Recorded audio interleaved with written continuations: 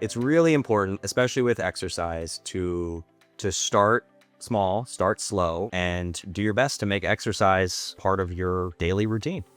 It is recommended to have some movement, moderate intensity exercise of 150 minutes over a 7-day period. These guidelines are recommendations. You also need to ask yourself what your goal is with physical activity. Aerobic exercise is what we also consider cardio exercise, where your heart rate is up. So examples are swimming, running, cycling, and you're using more energy for a longer period of time. Muscles are pulling in glucose. So if you have your muscles activating for a longer period of time, we tend to have an increased risk of dropping. This increased risk of going low can continue about 24 hours after exercise. Have like a nice balanced meal or snack after your exercise. Something that has some carbs along with plenty of protein to keep those blood sugars steady and just to refuel your system altogether. When I think of anaerobic activity, I think of more high intensity exercise, something like weightlifting.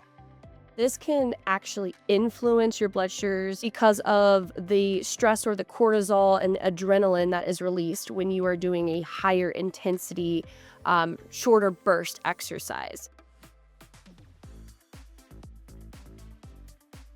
Some people have an increase in blood sugar in the morning because of cortisol waking your body up. So sometimes people will see more of that insulin resistance, more blood sugar spikes earlier in the morning. However, some people don't have that response either. Some people like to work out after class or after work because their body needs a little bit of a boost of that cortisol just to kind of wake them up after having a really long day.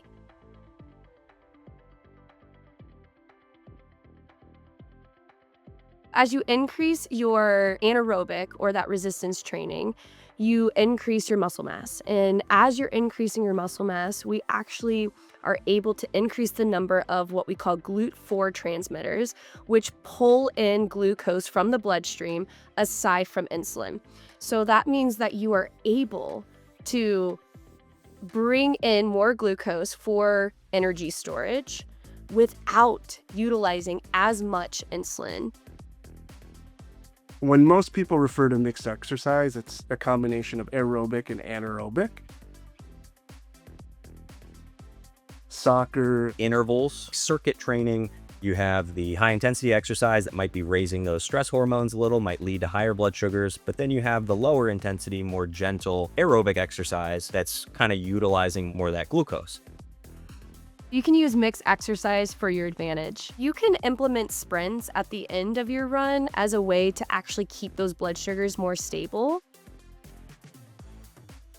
I recommend checking your blood sugar before you exercise. depending on the trajectory of your blood sugar as you start exercise, you might be able to consume about 20-ish grams of carbs to boost up your blood sugar. Now, if your blood sugars are running a little bit higher, right? If you're somewhere in the 200s and you're still feeling okay, that can be a time where exercise can be helpful, almost like a tool in the toolkit where, if I'm say running at 220, I could go for a long walk, I could go for a bike ride, and that would probably really help bring things down. It's recommended not to exercise with ketones. It's going to be much harder to manage your blood sugars.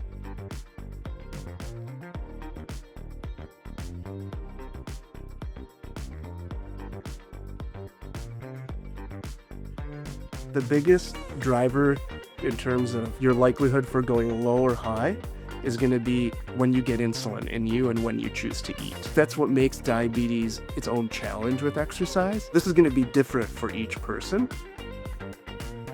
There are steps that you'll be able to take to reduce the risk of an abnormally high or abnormally low blood sugar, like turning on exercise or activity mode about an hour and a half before.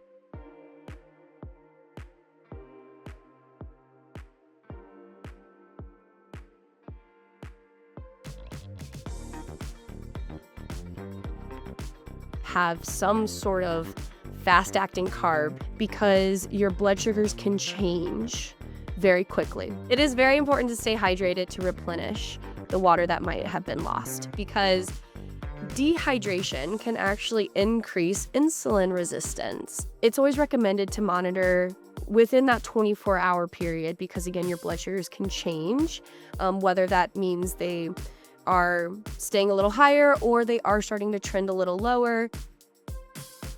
The whole point of exercise and movement is to have fun. There are different ways of doing it. I think it's important to empower the person living with diabetes to really tune into their own body and figure out what works best for them.